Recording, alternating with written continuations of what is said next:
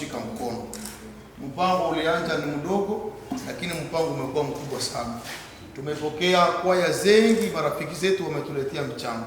Tumepokea washiriki, tumepokea marafiki wa president wa kwaya wamejitoa kwa ajili ya kuenda ona watu wanaolemewa. Tumepata watu wengine ambao hatuwajui wa hapa mjini ambao wamejitolea wanapoangalia mpango huu, wameleta vyakula, wameleta bunga, wameleta mambo mengi, kila mtu kwa jina lake na kila mtu kwa kampuni kake. Wisdom kwaya tunasema mbarikiwe sana. Amina. Na hivi tunasema kwamba nyinyi nyote ambao mlitusaidia msichoke.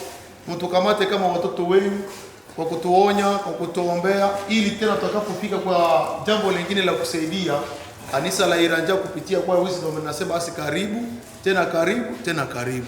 Amen. Mungu abariki kila mmoja aliyejitolea. Mungu abariki waongozi wa Wisdom walioleta mpango huo. Mungu abariki kila yoyote ambaye ameshughulika sababu ya programu hii kwa jina la Yesu. Amen.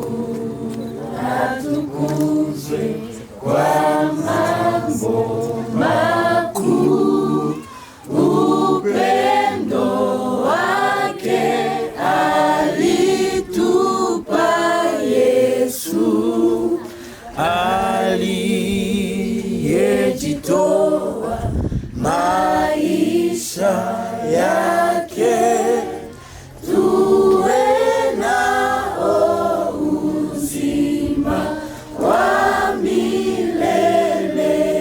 Yesu Kristo anaposema kwamba msiogope, msifadhaike, maana mimi niko pamoja nanyi. Anatuonyesha kwamba wakati wa shida anakimbilia wale wanaokuwa kwenye shida. Hata watu wanaweza kuwakataa, lakini Mungu ana msaada wake ambao anautumikisha. Ndio maana kama tunafika hapa tu ni msaada ambao Mungu amesema kwamba pana wale watoto wako pale, najua hawana watakao walea, ni nyinyi mnastahili kuwalea. Hivi kila mtu aliyefanya mchango wake kwa ajili ya kuwalea watoto hawa tunasema barikiwe sana. Na Mungu anabariki ala watoto wamepita mikono yangu. Biko hai ni 39 na bashaka kufa ni 8. Watoto wanaishi kwa masaidizi yenyu nye wa Kristo, vikundi mbalimbali kwa masaidizi yenyu. Nasema asante, Mungu aendelee kuwabariki. Basi msirudi nyuma, Mungu aendelee kuwabariki. Ni rafiki anipenda, jina la huyo ni Yesu. Siku ya kwanza na ya pili, siku ya tatu na ya nne pia, ya tano, ya sita, ya Sabato, anipenda kwa juma yote, jina la huyo ni Yesu.